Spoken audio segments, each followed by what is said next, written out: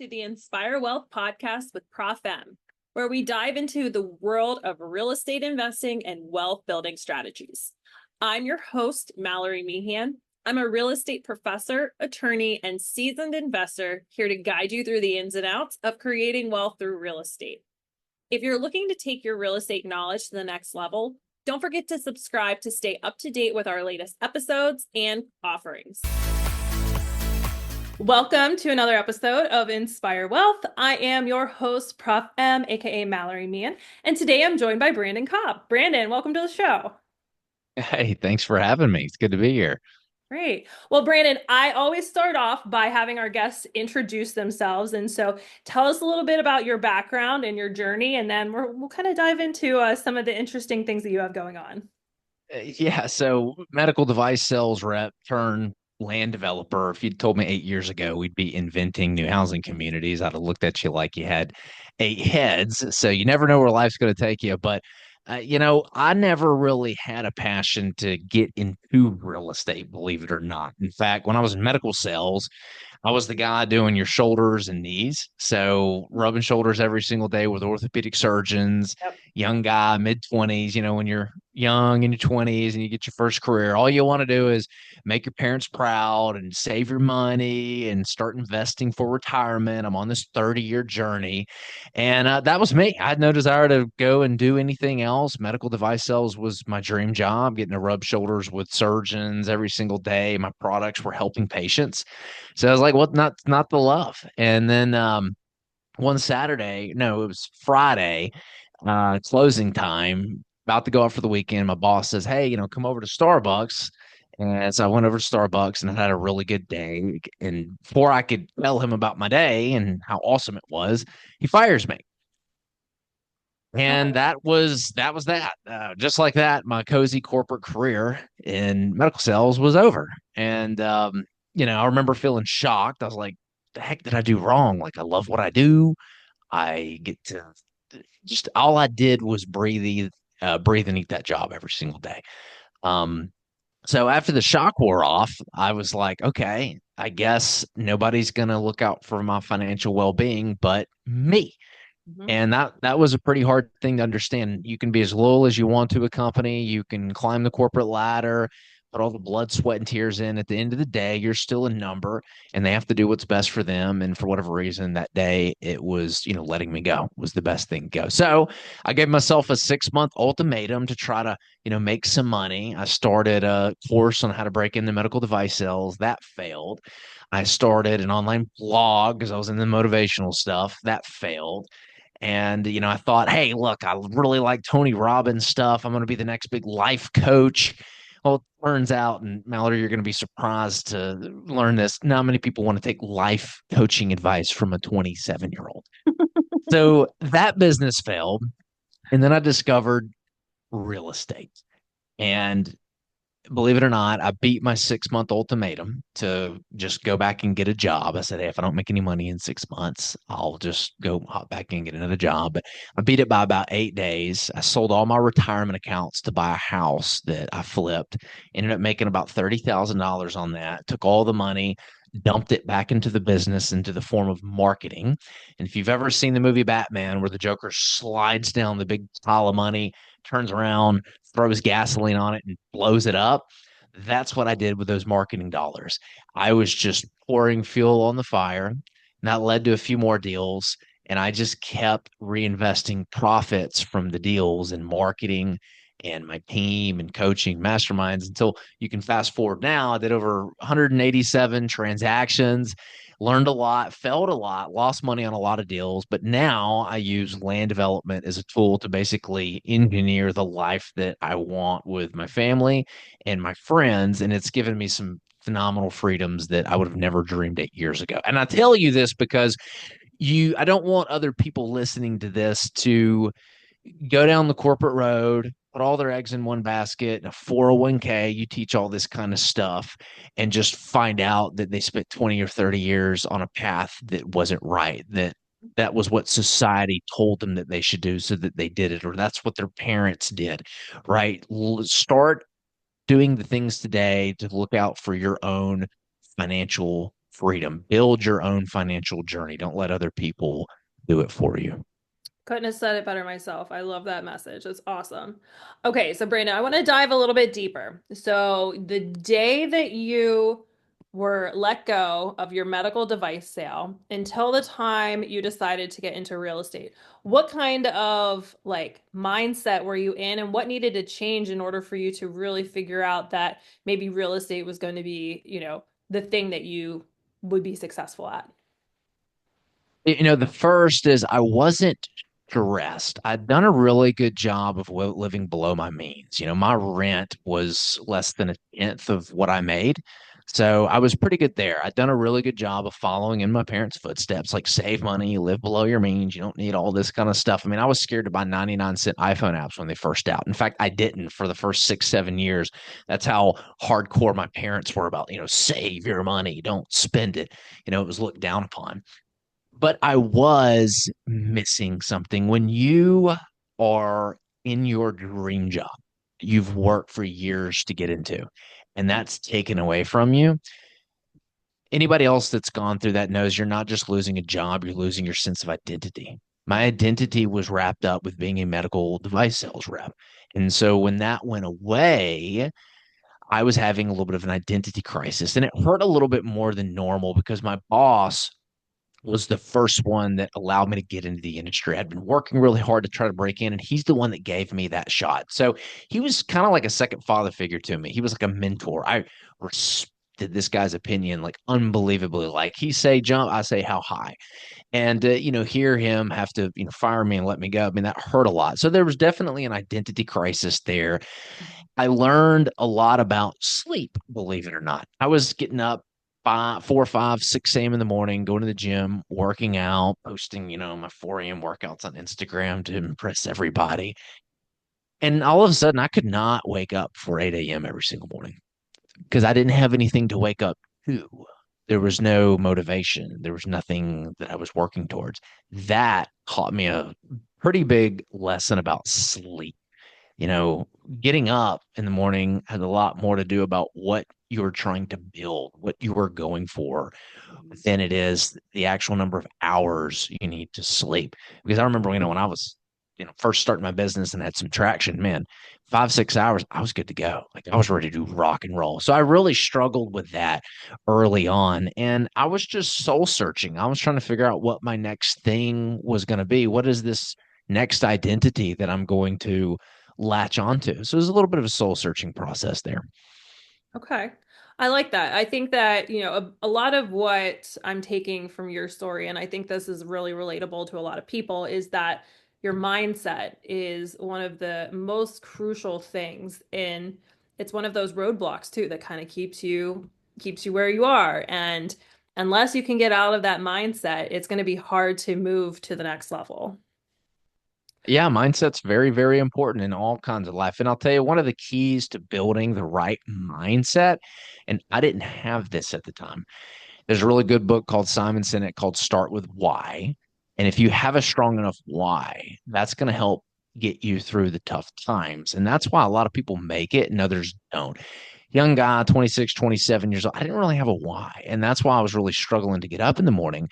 And when I started my business, all of a sudden, I had a reason to get up in the morning, but I still didn't have that why. It wasn't till later on when I started making some money and the business started to take off that I learned that real estate, or any business for that matter, quite frankly, is just a tool to design and build the life you want. And for me, I discovered that I became very fulfilled building unique, unforgettable experiences with those that I love. And so every year I go on a mom son trip to somewhere my mom has always wanted to go, but never been able to afford to do so. She was a history teacher. So Mhm. for 30 years, she taught history, never traveled anywhere. We just got back from the Alamo in the fall, right? In San Antonio, Texas. She'd never done it, taught it for 25 years. Before that, we were in like Savannah, Georgia, visiting the historic townhouses. I do an annual trip with my dad somewhere on his bucket list. He loves bourbon. We go to the Kentucky Bourbon Trail and go check out some of the places that he's seen the brands, the Maker's Mark, the Jack Daniels, but he's never been able to actually go visit it. I do an annual trip with my brother and sister every single year, somewhere on their bucket list. Like we're going to go to the Grand Canyon this year. Last year we went to Sedona. I travel 6 weeks a year and I take off work and I do fun trips to my wife. We were in New Zealand for 2 weeks last year. And Wow. so to me, it's all about having that right why, like discovering that why, because that's what you need to have when you're trying to first, get your business started. I know you got a lot of listeners who are, new to business. And you got a lot of businesses who are probably getting their butts kicked in business right now. And that why is also going to help you get through those tough times. Yeah, for sure. Love that. I love that you also take time off to do what you want to do and with those that you want to spend time with. So that's great. Okay, so I want to learn more about your flipping business. And then once I kind of get a feel for that, I want to see what really led to the transition to land development. But take us through your first flip. Like, how did you, what led you to wanting to do flips? How did you find it? What market was it in? Give us all the details. Yeah, so it was an hour and 15 minutes away from my house. It was a little 1,200 square foot home in Shelbyville, Tennessee. Now, at the time, I knew that I wasn't going to figure this out on my own. So I was looking for a mentor partner. I was going to all these real estate meetups, end up meeting a man by the name of Vagif Sadov. He goes by Alex. He's my business partner to this day. He had an Airbnb portfolio out in Colorado Springs, and he was looking to get a house flipping wholesale operation up in the Tennessee market. And I said, okay, we kind of hit it off. We were the only two people that showed up to a meetup that was advertised on meetup.com. So we show up, we hit it off. And that was kind of the first steps. He was out putting up these We Buy Houses signs everywhere on like the telephone poles. And I said, Mhm. well, I can do that. And so we started putting up these telephone poles and signs on these telephone poles that said, We Buy Houses. And that's how we started. I got a phone call from a gentleman who was facing foreclosure, and I mean, he had to sell. There was no ifs, ands, or buts about it. And so I sold all my retirement accounts, and he brought some money. My partner did to the table as well, and we ended up buying this house and flipping it and making about $30,000 on it. But it wasn't easy because it was an hour and 20 minutes from my home. I don't know which way to swing a hammer, right? I'm a general contractor, which is kind of funny. So I do have my license, but at the time I didn't, and I didn't know which way to swing a hammer. So I was just out figuring it out, hiring contractors off Craigslist. Don't do that. Not keeping my receipts for all of my purchases. Don't do that.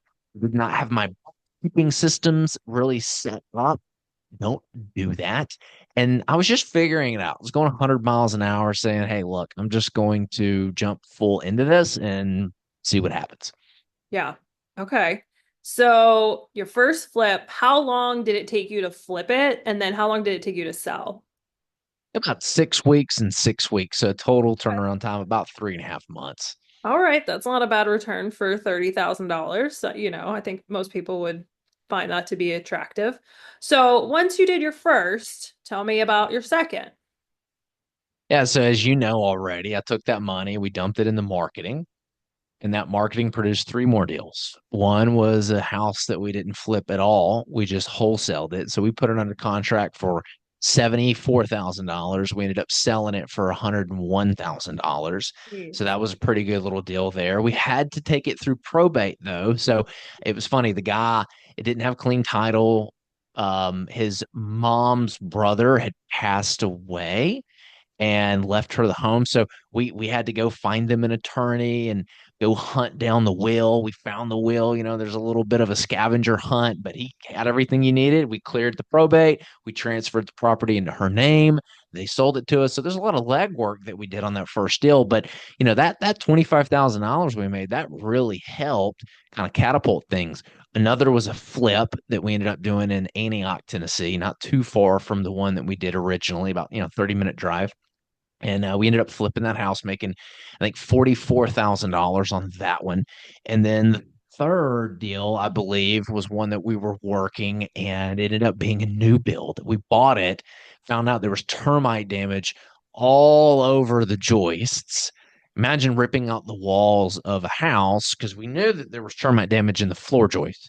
But when we ripped everything out, so you're looking at the skeleton of the Yeah. house, and there's termite damage everywhere. And you realize, oh my God, what's holding this house up? Right. We got to get out of here. And we realized it was a tear down. So we tore that house down. And so my fourth ever project I did was a new construction home. Don't recommend that either. But all of this was that happened within my first year and a half was more life and business experience than I ever could have gotten in any kind of education. So nothing's going to take the place of real world education, getting out there and actually doing it. And while I can say it was extremely stressful at that time, and I don't recommend other people doing it, I'm very happy that it happened to me because it set the foundation and I'd say fast forwarded my progress to get me to where I am today. No, that's awesome. Okay, so tell me how you learned or how you chose to manage your teams. And so the people around you when you were buying these properties, obviously there's a lot of moving pieces when it comes to that, especially with flipping. How did you kind of set up a schedule or how did you figure out how your teams were going to work together? Yeah, so at the first, again, new entrepreneur, I didn't have any system set up. This is me just figuring it out without any formal business training or any background in real estate. So there was a lot of fumbling around figuring it out. And let me tell you, I mean I screwed up so many things and I've lost money on so many deals because I didn't know what I was doing. So there was quite a bit of a learning process. There was turnover. I didn't hire anybody until I hit the wall. I figured, oh, well, business operator. I'm answering all the phones. I'm going on all the appointments. I'm managing the contractors. I'm managing and putting out all the marketing. Name it. I wore the hat and I hit the wall and I realized how much a young, motivated, single guy could work. And that's when I realized that I needed to make a change. And so I joined a mastermind community and it was other people who were flipping houses and wholesaling houses. And they were able to give me the next steps because a lot of people had built businesses in what I was doing and kind of show me the way. And that's when I realized, okay, I need to hire somebody. Rule number one is hire the position you're best at last. And that's what I did. I was very good at sales. That was my background. So I stayed being the acquisition rep. First person I hired, I was spending all this money on marketing, but wasn't able to answer all the phones. Well, that's just like dumping money into the trash can. So I hired somebody to do a little bit of admin work and answer the phones. Hire number two was the contractor. We didn't go the route of general contractor. We went and hired an in-house project manager because it was less expensive, right? And had that person start managing some of those projects for us, getting that off the way. Our third hire that we ever made was, I believe it was another project manager to kind of get that off. Then we ended up hiring a materials manager at one point to kind of manage the materials. And then after that, we ended up hiring an executive, assistant to help out. And then after that, we ended up hiring um, somebody to do our, land development stuff. So we just kept hiring people kind of as needed. What I wish I knew back then that I knew today is hiring strategic partners. I call them strategic partners, not employees, because they really are your partners. In order to have a successful business, you need to keep people long term. You have to be able to attract A plus rock star talent and keep it. So it's really a strategic partner. And if during the interview process, this person cannot teach you something about the position that you didn't know or show you how to run it better when you're running it, you hired the wrong person.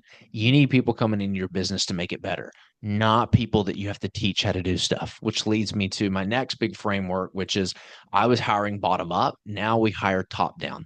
I want to hire people that understand the core function of the role and how to make it better, how to bring outside resources in to make it better. So those are two big things when it relates to hiring people that I wish that I had known back then that I do know today. And probably do a whole episode on just how to hire the right people. Yeah, no, that makes total sense. And I'm experiencing the same thing in a business that I started. So it's all about finding the right people, the right fit who are going to hopefully be those long-term employees. So I can definitely understand what you are saying there. So I know you said that you had a couple of what you called failures. Walk me through maybe what you would have considered to be maybe your biggest learning opportunity in one of the deals that you did, and maybe some lessons that you took away from that. Oh man, I mean the new build was the big one because I think I lost $40,000 on that first new build. So all 8 months of work, effort, and time to lose money on the deal. I didn't think that was possible. I'm like, oh, it's kind of like a job, right? You think of it like a job. As long as I'm putting time and effort into something, I'm going to get paid. No, that is not the case. And so Nope. for me, it was wearing all those hats, not knowing how to hire. I hit the wall, right? I was not doing a good job at any of them because I was spread so thin. The lesson here, and what I think anybody listening to this that is in entrepreneurship really needs to understand, is the video game syndrome. The big issue that I see, that I've experienced myself, is when you get distracted by something. So at the time, I was still doing this medical device course thing on the side. I was trying to get that kind of up and running, right? I was, managing all these contractors and building a couple of houses and flips. When running a business is a lot like playing a video game. When you are playing a video game and you set that controller down to go and pick up another controller and play another video game, what happens to you when you stop doing that in that one video game? You're gonna lose. You get slaughtered. You Yeah. die because your Yeah. player's just sitting there out in the open. And you're just, well, that's what your business does when you do that. And so staying hyper focused on the core business model is extremely important until you get it profitable. I was distracted for so many years with all these opportune business opportunities that seemed to be at just the right place at the right time. And I got distracted instead of continuing to pour the time and effort into the core business. So that was a very big part that deterred from my success. Was that's a huge lesson. That so staying focused on the main thing. Don't wear all the hats. Learn how to hire people. Those were the lessons that I wish that I didn't have to learn the hard way. Yeah. I think that that's just part of being an entrepreneur too, is that, you feel like it's your baby and, you have to take care of everything. And until you're ready to kind of let some things go, it becomes, a lot easier when you're like, wow, I can actually spend time on the things that I enjoy doing with this versus having to do some of the tasks that I just knew had to get done. So, okay, you did your first four flips, and then was there a transition point that you kind of felt like you hit a higher trajectory and you were, ready to take it to the next level, and that's kind of where you got into the land development, or what was that like pivot point like for you? Yeah, we scaled that business to doing 30, 40 house flips a year. And once upon a time, we came across a home that was fire damaged. We could buy it for less than what the land was worth. So we knew it had to be a deal. The foundation and first floor framing was in pretty good shape. And at this point, we'd done some pretty big rehabs, down to the studs, full gut. So we felt comfortable trying to kind of rebuild this house. Let's just keep the foundation, cut out all the black stuff, hire a structural engineer, make sure we reframe everything up and see what happens. And so we rebuilt that house in 6 months. At the same time, we were flipping a full gut rehabber on the corner that took 8 months. And we made 3 times more money on the new build than we did on the full gut. And we said, why are we flipping houses? We need to be doing new builds. And so we started doing new builds. And so we transitioned that up. And again, we had our own general contracting company, so we were able to compete at a level that other people couldn't. And we were finding a lot of these onesie twosie tear down new builds, and we were using our money and a combination of hard money. If you don't know what hard money is, it's very expensive money, but they want to lend it on real estate deals. And we realized that after basically ran out of money and couldn't scale, that we need to create our own capital raising company. And so that's where HBG Capital was born. And we were able to raise money from outside investors to then take care of the houses that we were building. We could pull all of our own money out and use that for operations to actually grow and scale the business and deal with cash flow. That's when things really started to take off because now we could just scale, scale, scale, scale. And we were raising money with no interest payments. So it's like, hey, we'll pay you on the back end when the house sells. So, when you're, building 5, $10 million worth of homes, and you got a, you know, 8, 9, 10, or at the time it was 4 or 5% interest, which wasn't terrible. But yeah, that's a lot. We're talking about 40 $30 $40,000 a month in interest. And that's a lot for a business to handle. We got rid of all that. And so when we're able to get rid of that, we could really grow and scale. And that's what led us to doing land development, because we realized, oh my gosh, why are we building all these homes in different areas? Wouldn't it be easy to just build them all in one spot? And we realize it takes just as much time and effort. And this is another key for the audience. It takes just as much time and effort to go after the home runs, the big deals, as it does the small deals. In other words, the approval process to, get some of these onesie twosie new builds. Like, we built 8 homes in the downtown core. It took us over a year to get approved. Same amount of time as it took us to get 46 townhomes approved. So the only difference is bigger deals, more money. And so you might as well go after those bigger deals. Yeah, absolutely. Okay, so you decided to transition to your land development. Walk me through the process of you and your partners and where you decide to invest in specifically to markets and why you chose maybe the affordable era of housing. And we'll talk about what you mean by big A or little a affordable. But tell me, what's your general process? What are things that you're looking at that are key indicators for people to really know whether a market is a good market to enter, and why you chose that maybe over more luxury type of houses? Yeah, so lucky for us, we were already in the little a affordable housing space. And I said, there's the big A affordable, which is Section 8 and government housing. Then there's the little a affordable, which is your first time home buyer housing product, right? So that, $2,000, $2,500 per month mortgage kind of max what your first time home buyer can afford. And so we were already flipping houses in that space. And so we're very accustomed to, man, we put it on the market and whew, it sells. There was very high demand, very low supply for that type of product. And so we had already been in that niche when we transitioned into new construction. We knew we wanted to be there. So we were deciding, okay, where do we want to be? Luckily, we're in Nashville, Tennessee, which is a great market. And so we use this principle called the follow the money principle, which is go wherever the money's going. I joke that it doesn't matter what the economy was doing during COVID. If your money was going into toilet paper, you're safe, right? Because that stuff's flying off the shelves. You can't keep it in stock. Toilet paper and Zoom stock went incredible. Yep. So that's where you want your money to be, where the money is going. And so Nashville, Tennessee, follow the money. It just lined up perfectly with this principle. So there's 3 types of money. You've got your institutions, you've got your large corporations, you've got your small businesses, and your consumers. There's 4. I lied. And you got to think of what attracts them to a particular city, for example, like Nashville. If you want to know if institutional money's being moved in, go Google the Nashville skyline before and after, and you can see how many skyscrapers there are now. Like, it's over doubled.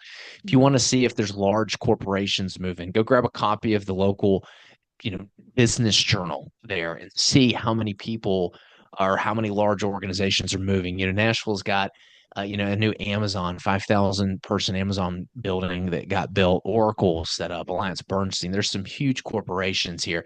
And then, small businesses. Check out what the price per leasing has done historically in an area. If you see that average dollar per lease is going up, that per foot lease price, that's a good indicator small businesses are moving and booming. And then consumers, population growth. Mhm. Nashville's been one of the top 7 fastest growing cities in the United States the past 10 years.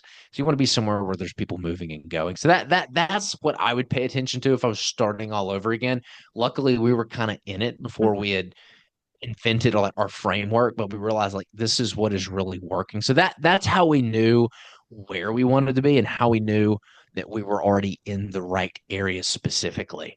And then as far as the areas that we were targeting and going after, we wanted to be in areas where the municipalities were developer friendly and there was an opportunity to build affordable little a housing.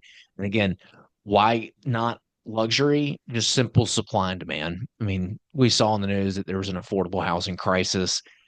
Depending on what news source you look up, 3 to 6 million homes short, all that kind of stuff. That kind of told us, okay, this is where we want to play, where there's very high supply and demand imbalances in our favor. Right. No, that makes total sense. And Nashville is one of those areas and markets that clearly, to your point, you should follow the money and you should understand where businesses are going, which means employees are going, which means consumers are also following as well. So Yeah. it all makes sense.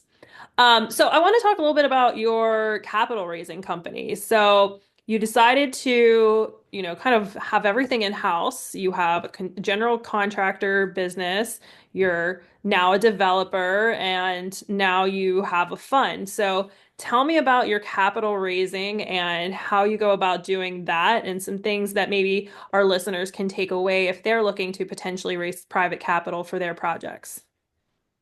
Yeah, I mean, we got like I've got a 6 hour course on just raising capital that we put together. There's so much to it, but we do a lot of free trainings. If you go to my social medias that we advertise the free trainings. You just look up Brandon Cobb or HBG Capital, like you can go check some of them out. But really, it starts with identifying what you're trying to do. So if you don't have a good investment thesis, like I've kind of laid out, hey, we turn land into new housing communities. We focus on affordable housing. You're going to struggle to really raise money. Yeah. Um, let's talk about maybe laying the foundation because that's probably the most important Yeah. piece that most people don't do before they go try to reach out to people for money. You want to lay a solid foundation. And so what does that look like? It's getting people to know, like, and trust you. Pretty simple. So let's talk about how to get people to know you first. All right. Well, if they don't know you, then they don't know you. They can't give you any money. So producing content, getting yourself out there on social media, having a YouTube channel, reaching out and interacting on thought leaders' social media posts that have your target audience that you want to go after. That's a big part about discovering yourself, having your podcast, doing what we're doing right now. So, a big part of it is you got to get out there and you got to do it in a way that allows people to get to know you. The next is like how do you get people to like you? Well, hopefully you're putting out podcasts or content, some kind of content that's allowing people to get to know your personality. Mhm. And one of the things that we teach in our land development accelerator community is how to tell your story in a way that allows your audience to connect with you. And a big part of that is something called the hero's journey. So Don Miller wrote this book called The Story Brand, and it's all about telling your journey in a way that allows the audience to connect. All the Hollywood movies do this. So if you look up, hero's journey, Luke Skywalker, or hero's journey, Frodo Baggins, it's the same thing over and over again. It produces great Hollywood movies, and you can do the same thing in how you tell your story. So that's another thing. Having content out there that tells your story gets people to like you, right? We're on the like step here. What are some other ways? Being able to absorb some of your content. They need to get to know you. They need to know who you are. And the only way to do that is to put out some kind of content, videos, podcasts, blog posts, whatever that may be. So that's the second step, getting people to like you. And then the trust factor. We teach ways of generating trust that are, you want to have a website set up. And you can go to ours, hbgcapital.net, and it's literally you can go to Fiverr. You can have somebody say, I want this website right here, but here's all my branding and all my information. Just copy and paste it, and you get it done for 300-400 bucks. That's a hack that not a lot of people know. If you give somebody a website to kind of copy and paste, you can put all your stuff in it. So having your own personal website set up is very important. The next is some kind of social proof. So do you have some projects that you've completed? Maybe there's some people that have given you money or invested with you that you can advertise and show that it worked. Can you get some testimonials from some investors talking about their experience with you? The social proof is very, very powerful. You need some kind of social proof to really hammer on points. And then do you have some case studies? Are there any projects you've done that you can actually go over the numbers and send and show people? So that's, we've kind of briefly touched on it, but that's all part of laying a solid foundation. You need to do all this stuff first because when you're out there raising money and reaching out to people, they're going to Google you. They're going to do a little bit of homework and research. And you need to make sure that they have something to be able to do homework and research on it. Because if you don't, you're really going to struggle. And I'll kind of leave you with this when it comes to raising money. Most people start with their friends and family, and the biggest miss that I see is they don't change their friends and family's perspective of them before they reach out. In other words,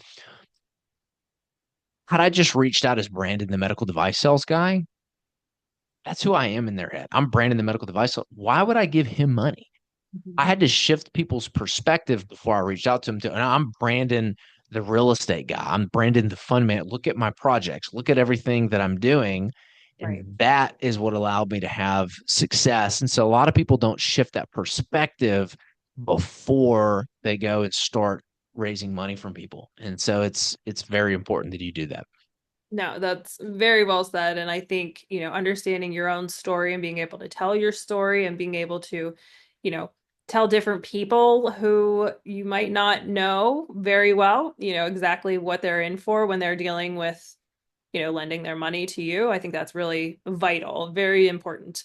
Okay, so Brandon, you mentioned a couple of books throughout our our talk. And so one of the things that I always like to ask my guests are what are the books that you're reading or what books do you recommend people to read who are in this kind of beginning phase of their journey, whether it's their first real estate investment, whether it's their first business, what do you generally tell people? Oh, okay. Let's see. So if we're at the stage where we're just starting out, you kind of went back to it, but mindset really is important. And mindset and motivation. So Tim Ferriss, The 4 Hour Work Week is a timeless classic. He gets you excited and motivated about the new rich class and creating a business and automating. That is a fantastic book if you're just starting out. I really like that. Simon Sinek, Start with Why. So, getting your why together, building that out, that's really huge.